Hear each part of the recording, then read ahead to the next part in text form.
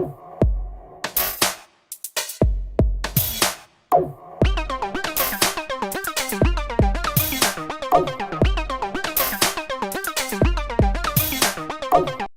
Denver Nuggets won 104-93.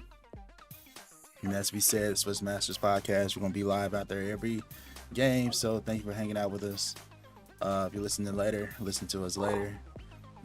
Get ready to talk about some basketball with some good analysis. So, Zay, we both honestly thought the Heat could potentially still win in game one. Yeah.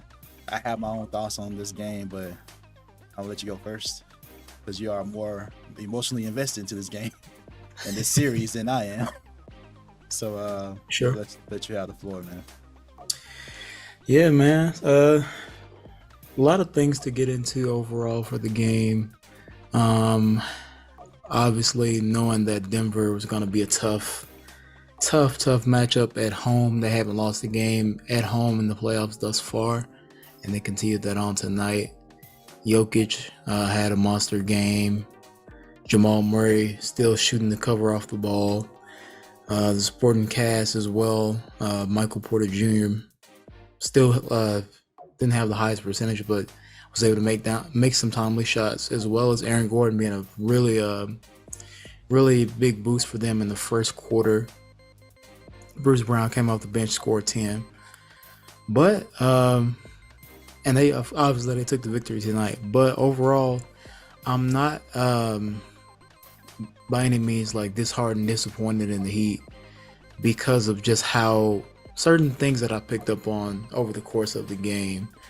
And as you all saw, the Heat only attempted 2 free throws, and that's not because of a lack of foul calls, but it was more so of shot selection and not a lot of action at the basket.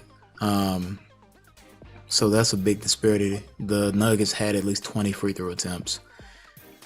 Then when you look at a lot of the shots we were getting, that Miami was getting, there were shots that we usually get hit. Max Strus didn't score tonight. Caleb Martin, who's been our other most consistent scorer, scored 3 points. So when I look at this game, we lost by 11. At certain points, we were down by 18, 14, 15. We fought back, got it within 8, 9, and obviously it was a little bit too late and short. But I think that the next game, there's going to be adjustments. Jimmy Butler wasn't very effective tonight with 13 points. But overall, I am not really disappointed, not really worried either. And we still have that chance to steal one in Denver in game 2 on Sunday. So I'm looking forward to that. The bright thing is Bam Adebayo was really in his bag tonight. Really in his bag. And I appreciate that from him. He took his matchup with the utmost seriousness and went out there and matched up with Jokic, gave him buckets. And I like that. I think this specific team with this matchup really does well for Bam in this case, because Jokic is going to have to either step up, and he's not exactly quick enough to like stay with Bam. Also athletically, Bam obviously has a little bit more of a bounce. So I do like this matchup for him. Jokic does have the length and he's smart, but as we can see tonight, those pocket passes that Bam got, getting into his little elbow jumpers and just some face-ups, if he's getting that room and he's knocking it down, he's a threat. I like it. So with the combination of us getting the shots that we got tonight and just making shots, and Jimmy being aggressive, everybody being aggressive, getting to the line, we will make a difference, a big difference in the next game. All right. Not only that, Tyler Hero does have a chance to come back for game 2. Wolves reported that before the game. So if that's true, that could be a really good asset and a really good it can be a really good adjustment for the Heat. Some things I noticed throughout this game, Zay, Jimmy Butler had a worse plus minus on the Heat tonight. When I think back at it, when they went on those runs, on like that main run in the fourth, right? Highsmith, bro, he earned some minutes for next game. Like, he really did, bro. He played really well. And if I'm the Heat, I would consider sitting either Caleb Martin or Gabe Vincent. The reason why is because I would rather bring one of them off the bench so they can be more aggressive when they're on the floor. Right. So the ball can be in their hands more. When they're playing with Jimmy, Jimmy's the main playmaker. And of course, Jimmy's going to pass the ball. Like, he's selfless. He really is. But it's different when they can make a shot for yourself. You know what I'm saying? Because they're good shot creators for themselves. Gabe Vincent and Caleb Martin. So maybe consider bringing one of them off the bench. Especially if you have like Kyle Lowry, when he came to the game, he pushed the pace. He wanted to increase the pace and get the ball in Jimmy's hands a little bit. Kyle Lowry can play and make a little bit. So Jimmy can have a little less responsibility on that end. You know? Yeah. There are several routes that he can take with this. Especially if you have Bam playing like that. Yeah, that's awesome. The only person that didn't really step up or play to the caliber that I know he can play is Jimmy. Can you imagine Jimmy gave you like at least 20? Jimmy gave you 13 points. As a superstar in this game, playoff Jimmy, that is not acceptable, bro. Just to be honest, that's not. And he went back to the ways of the hesitation again. And not being as aggressive. They pointed out in the broadcast. Passed up two good looks that you can take. And he started off pretty aggressive in the first quarter. I just wish he kept that going. Like, keep being aggressive. Shots not falling for everybody else. Strus, shots not falling. Robinson not falling. Just keep being aggressive. Especially got Bam being like that. Bam being the more aggressive one. I just wish Jimmy had some of that. I'm not saying he has scored 30 plus. It'd be great if he does now. Just he could use every point, especially with Tyler Hero being out and Caleb Martin not playing up to, but we know he can play. You need someone to pick up the slack, and no Mr. Superstar. And Jimmy just didn't show up tonight. To be honest, he had some good defensive plays, but he had 7 assists, which is great. But we need Jimmy to score.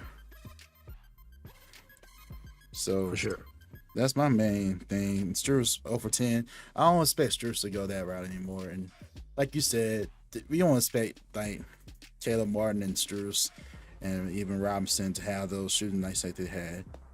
And considering all this, the Heat still had a chance. A little chance towards the end, but the Jamal Murray and the Jokic connection kind of ruined the chances. You know. So I think the Heat will have a chance in this series. The guys may have a chance to steal game 2. Especially Tyler Hero is back. It just gives you another wrinkle to add in offense. But overall, when you think about adjustments, he got to figure out some ways to stop and slow down this Jokic and Murray. So when you think about potential adjustments, I think that he kind of found something towards the end with that zone, because they started playing zone with Jokic in the game in the fourth quarter, which is something we didn't think they would do. Because I remember in our pre-show analysis, in our preview, I was like, Joker can dissect that pretty well.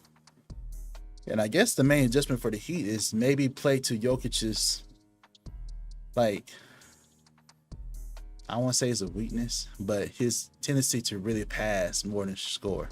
They pointed that out in the broadcast as well. Like, really focus on the others and kind of challenge Jokic to like be that scorer. Well, you have the mindset to do that and just bring them different looks. You just gotta bring them different looks. Zone here, stunt here, man to man here, double here. Like, that's the only way to have a chance at this point, bro. But I was impressed with the Heat overall. But the fight, y'all could have been. It was looking like a blowout for a second. Yeah. And yeah, that's it. Just the main thing. If Jimmy showed up, I say y'all would have had a real chance at the end of the game to win. Yeah. Jimmy obviously has to be that aggressive superstar playoff Jimmy for us to be in this game a little bit more so than we were. And like you said, he didn't have the greatest plus minus. Got to the basket, hesitated a little bit, trying to. Also, I saw with them, they have big bodies on defense with Gordon, with Porter. They have some length, and they were trying to force us baseline to. I think it was that first half. Jimmy would go baseline, and something that I know he has is that little pull up going right. Obviously, it's a good shot for him, but he was trying to get to the basket or get into there and try to make plays for our shooters, which is a big thing for us. Our shooters, we kind of sometimes can live and die by, but like you said, Jimmy has to be a little more aggressive, a little bit selfish in those cases, especially when they kind of like stack up on that baseline, force him to that right side and try to make a play out of it, or he's trying to make a pass out of it. But really, he should be looking a lot of the time to get to that pull-up or get to that little floater, maybe get to the basket, get to the line, because that's where we get our money at. We failed to do that tonight. But overall, I liked our defensive effort.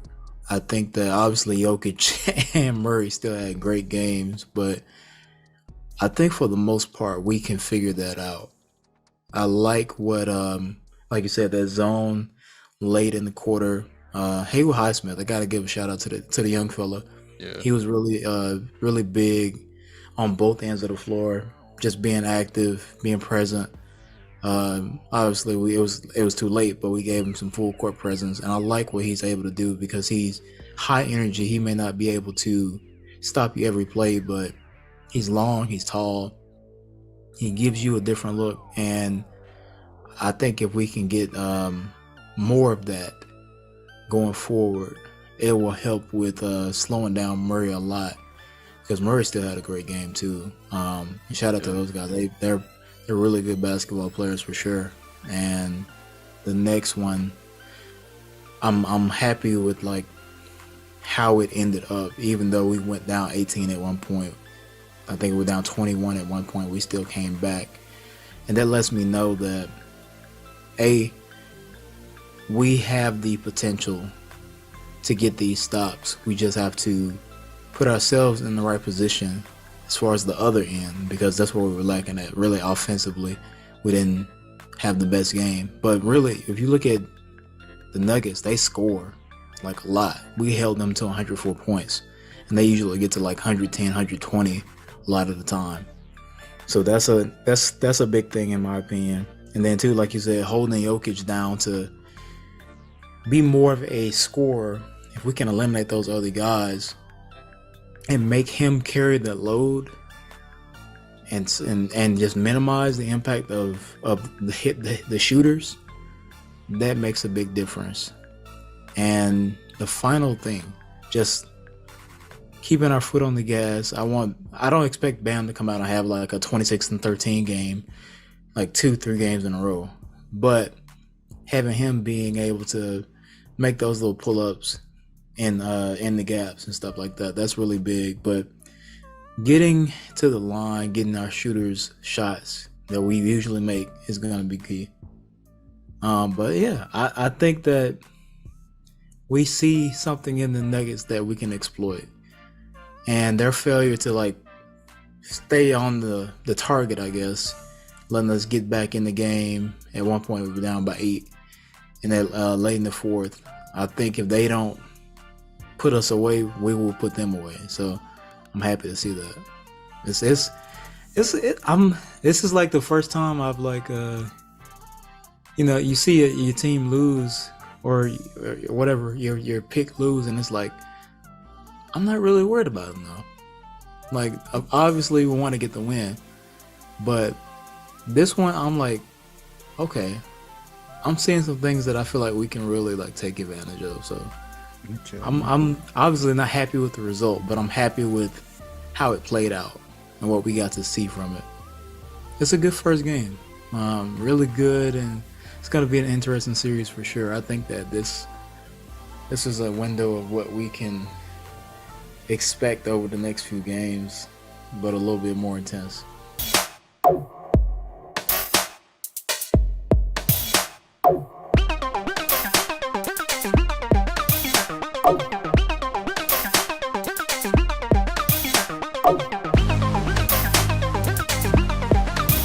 Oh.